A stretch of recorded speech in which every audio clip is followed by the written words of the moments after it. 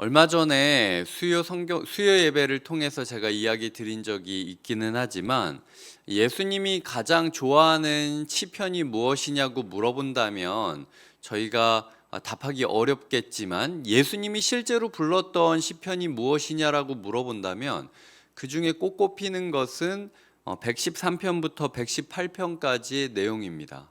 왜냐하면 이 113편부터 118편까지의 내용은 이스라엘 유대 민족이 유월절마다 불렀던 공개적인 공식적인 시편들이기 때문입니다.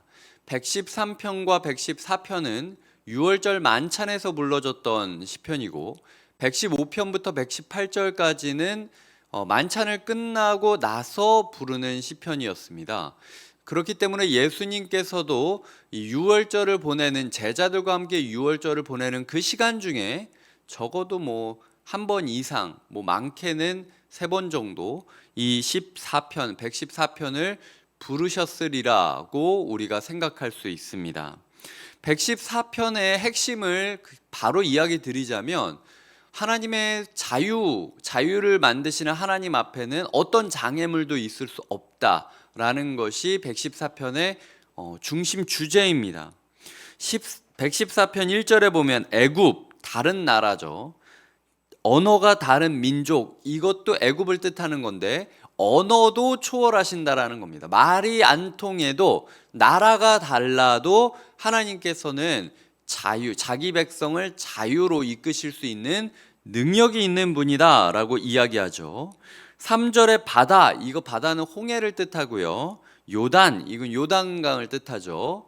어떤 강물이라 할지라도 어떤 장애물이라 할지라도 도망치고 물러간다라고 표현을 하고 있고요.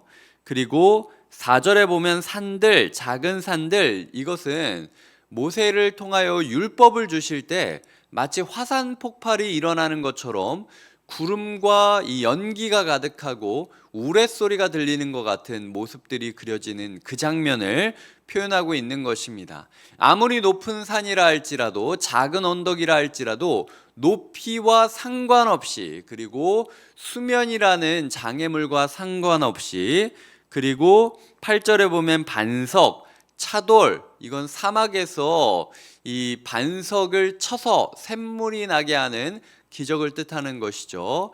어떤 딱딱한 돌이라 할 상관없이, 그리고 길가에 굴러다니는 그런 돌들을 통해서도 하나님께서 샘물을 나게 하실 수 있다라고 표현하는 것이 오늘 시편 114편의 중심 주제입니다. 그렇기 때문에 우리의 삶에 있어서 연말을 맞이하며 어떤 장애물이 다가온다 할지라도 하나님께서는 승리하실 것이고, 어떤 장애물을 거쳐왔다 할지라도 하나님은 이미 승리하셨다라는 고백이 필요하다라는 거죠.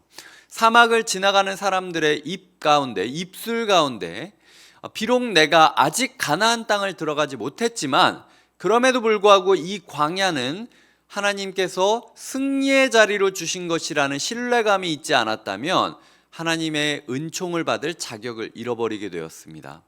우리의 삶이 한 해를 보내면서 마치 홍해를 만난 것 같고 요단강을 만난 것 같고 다른 민족과 다른 언어를 마주한 것 같고, 그리고 산들과 작은 산들을 맞이하고 반석과 차도를 맞이한 것 같다 할지라도 이 자리가 이미 승리의 자리라는 것을 고백해야만 하나님께서 예비하신 다음 언덕으로, 다음 지대로 넘어갈 수 있음을 우리는 기억해야 한다라는 것이죠.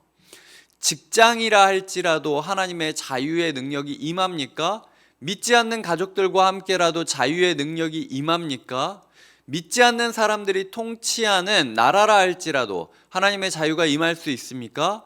하나님의 자유와 능력과 은혜는 교회라는 작은 테두리 안에서만 이루어지는 것입니까?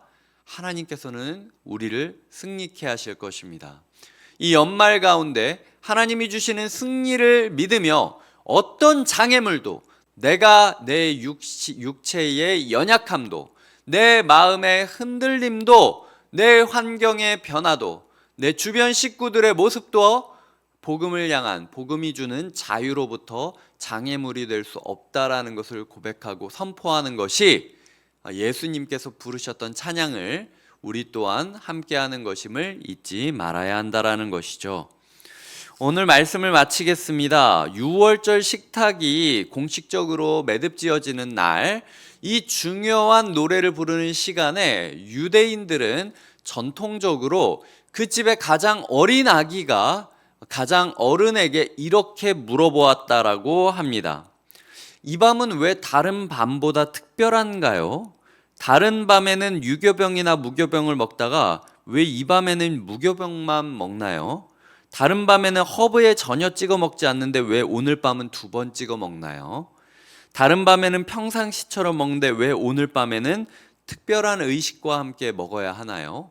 이런 질문들을 아이가 하게 되었고, 그럴 때마다 어른들이 이 집안의 어른이 출애굽 사건을 이야기하면서 우리를 여기까지 인도하신 승리의 하나님을 외치며 앞으로도 우리가 승리의 지대로 옮겨질 것을 선포하는 식탁들이 있었다라는 것이죠. 예수님께서 이 식탁에 함께 하셨다라는 겁니다. 십자가에 달리기 전에도 두려운 마음을 부여잡고 예수님 또한 주님께서 어떤 장애물이라 할지라도 승리하실 것이다라는 신뢰를 가지고 겟세마네 언덕으로 올라갔다라는 사실을 우리는 기억해야 한다라는 것입니다. 그 예수님의 마음으로 우리가 지금 기도의 자리에 나왔습니다. 이제 이 연말 가운데 어떤 장애물도 자유를 주실 하나님 앞에 장애물이 될 수 없음을 선포하며 나아가시는 승리의 준비처가 되시길 주님의 이름으로 부탁드립니다. 기도하시겠습니다. 하나님 아버지, 이 연말을 맞이하여 예수님이 부르셨던 찬양의 고백을 우리 또한 이어갈 수 있게 하시니 감사드립니다. 어떤 장애물도 하나님의 사랑, 하나님이 주시는 자유를 막을 수 없음을 우리가 깨닫게 되고, 그리하여 우리가 이미 주신 승리를 감사하며 영원히 허락하실 승리를 기대하는 시간이 되게 하여 주시옵소서.